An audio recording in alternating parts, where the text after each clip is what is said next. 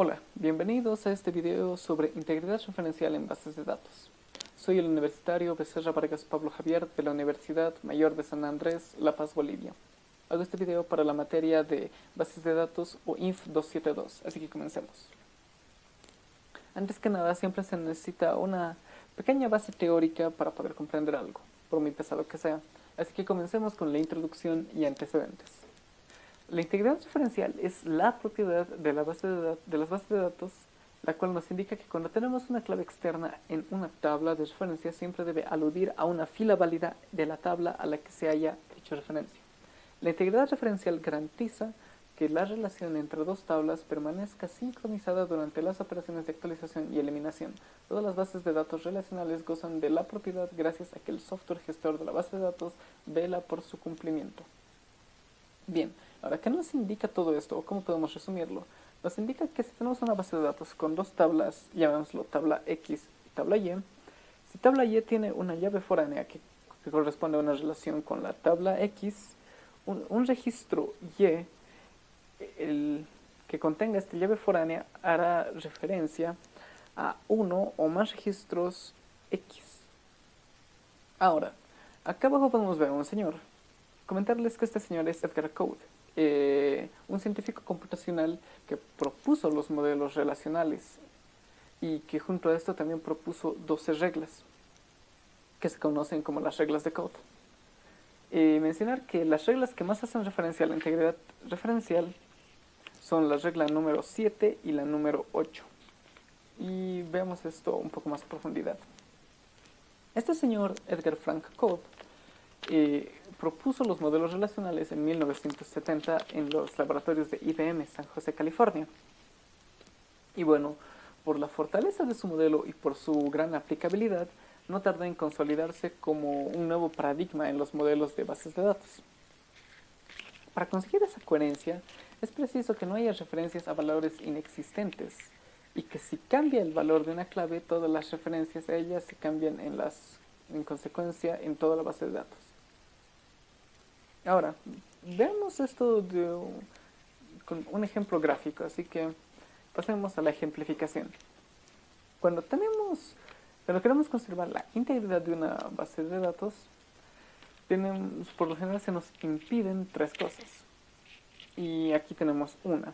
Agregar o cambiar filas en una tabla relacionada si no hay ninguna fila asociada en la tabla principal. Veamos esto de una forma más gráfica. Acá tenemos un sistema de ventas con estas entidades. Yo me voy a centrar en las entidades de cliente y factura. Así que, ¿qué nos habría dicho el anterior impedimento?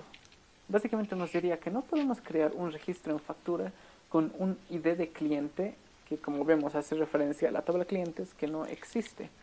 Siempre debemos asegurarnos que el ID de cliente esté registrado en algún registro de la tabla de clientes, porque si no tendríamos una factura que como tal no tendría un cliente. Y bueno, veamos como lo veamos, no es algo muy bueno, por no decir que está mal. Así que veamos el siguiente impedimento. Impedimento número 2. Cambiar valores en una tabla principal que crea filas huérfanas en una tabla relacionada. Ya, volviendo acá, y una vez más en las entidades de cliente y factura, no podemos cambiar el ID de un cliente de tal forma que deje a facturas con un ID de cliente antiguo. Si vamos a cambiar el ID de un cliente, tendríamos que cambiar todas las llaves foráneas de ID cliente en todas las tablas, porque si no, una vez más, se daría que tendríamos una factura con un ID de cliente que no correspondería a ninguno como tal. Y una vez más, eso no está bien. Y el impedimento número 3. Eliminar filas de una tabla principal cuando hay filas relacionadas coincidentes. Este ejemplo, similar al anterior, no podemos eliminar un registro de la tabla clientes sin eliminar los registros relacionados en la tabla facturas. ¿Por qué? Porque una vez más tendríamos una factura con un ID de cliente que no haría alusión a ningún cliente, y una vez más tendríamos una factura que no tendría relacionado un cliente, y una vez más eso no está bien. Ahora pasamos un poco a las conclusiones y recomendaciones. ¿Qué podemos concluir de todo esto? Bueno, la integridad referencial es una herramienta muy útil a la hora de crear bases de datos seguras y que éstas se conserven coherentes y mantengan sus entidades relacionadas de forma clara y concisa. Esto, como pudimos ver en el ejemplo anterior, si modificábamos algo de cliente o algo en facturas de tal forma que se rompa la relación entre esos registros, la tabla no iba a tener mucha coherencia, no iba a ser muy sólida. Así que esto nos ayuda a evitar ese tipo de problemas. Y ahora, recomendaciones. ¿Qué puedo recomendar con todo esto de la integridad referencial? Bueno, para empezar, siempre hay que tener cuidado en la organización, en la creación de bases de datos. ¿Por qué? Volviendo a este ejemplo, si yo quisiera crear esta base de datos desde cero, no podría crear primero la tabla facturas. ¿Por qué? Porque una vez más crearía una factura, pero como tal, como todavía no creé la tabla de clientes, no estaría haciendo referencia a ningún cliente.